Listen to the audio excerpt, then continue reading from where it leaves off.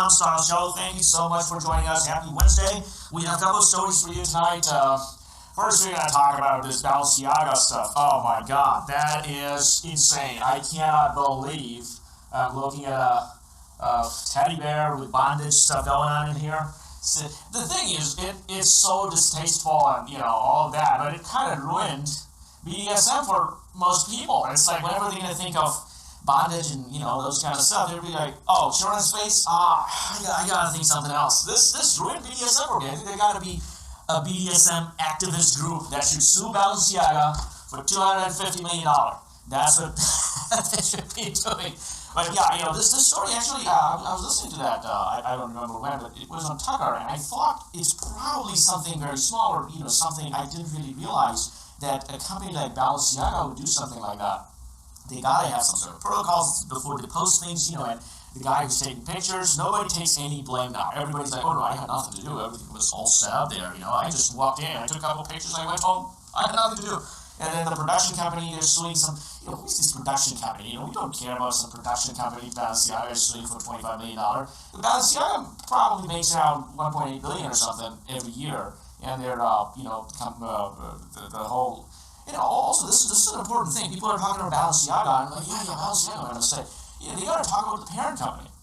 If Facebook makes a mistake, we talk about Mark Zuckerberg and Meta. We talk about the parent company. If Instagram makes a mistake, we just say, oh, one of the design houses made a mistake. One of the fashion houses, no, we gotta go after the parent company, Keurig. I think Keurig is the name. I don't know whether that's correct, but and you probably don't know. Keurig owns Gucci, owns the Bottega Veneta. It owns Saint Laurent and a bunch of other fashion houses. So we gotta go after those. And then people are like, okay, why is Kim Kardashian not severing ties with Balenciaga?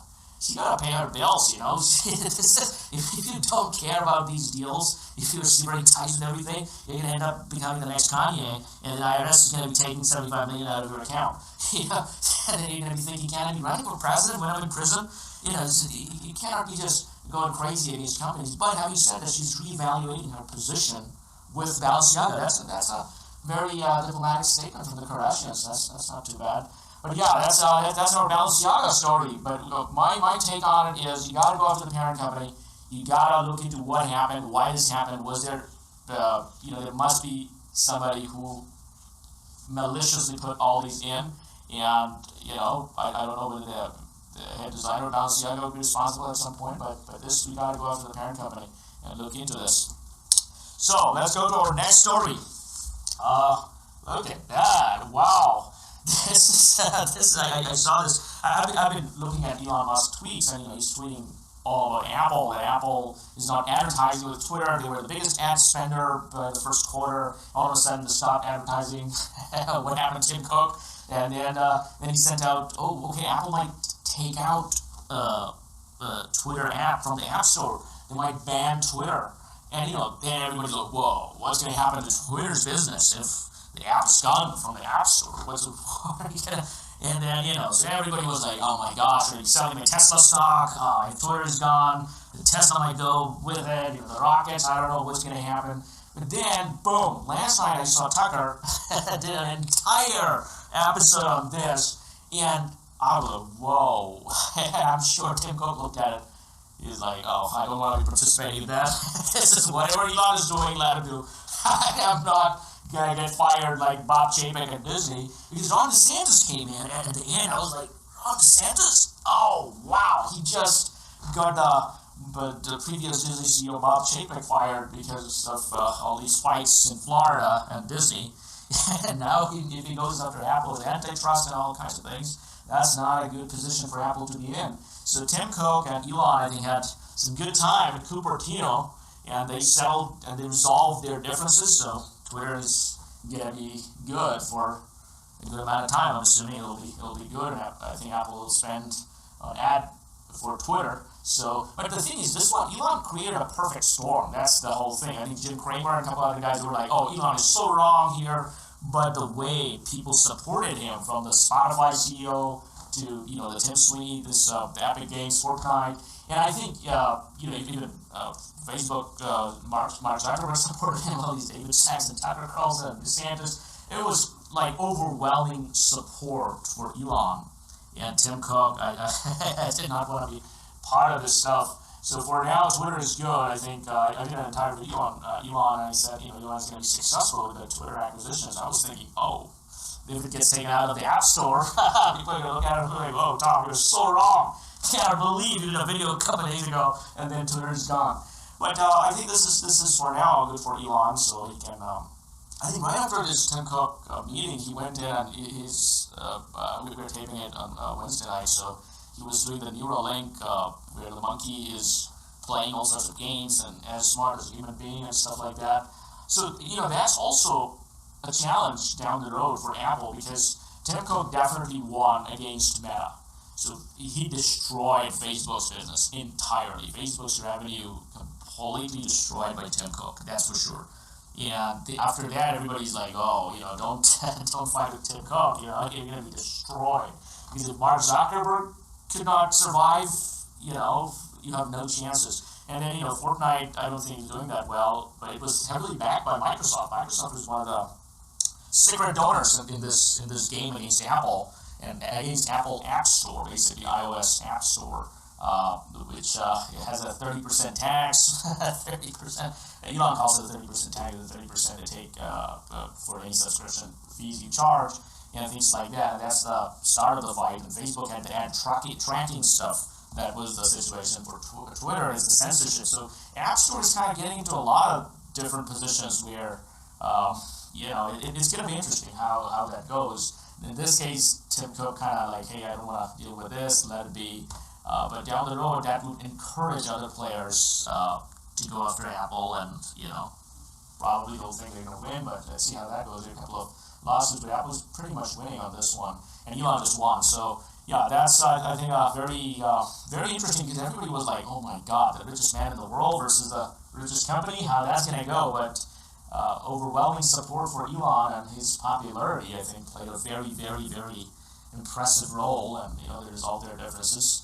It would have been such an interesting story. It would have been, Elon said this, Apple said that, but now it's resolved. So let's see. But we still we need to see, because a lot of people are going to push the unvolved now. So push the boundaries now. So the censorship and all these questions are going to start to come in.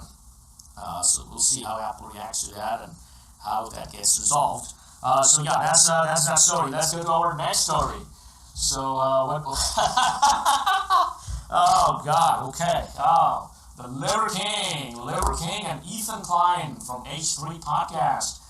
Liver King, I ate one of his whatever creatine bar or something. The other in one of my other videos. It's a very easy position you can always take. It's very obvious that he's on a heavy steroid. That's no question, no concern. Nobody should even be thinking or discussing that, because it's very obvious. You don't need a rocket science, health degree and all that to figure that out. That's a very simple thing. Now, I was always very impressed, and I'm sure most people are super impressed by how he was able to pull off this whole tactics and push his boundaries. And because so many people are pushing health products, like, this is the better protein powder than the other one, or this is mass gain, or this is creatine, or this, that.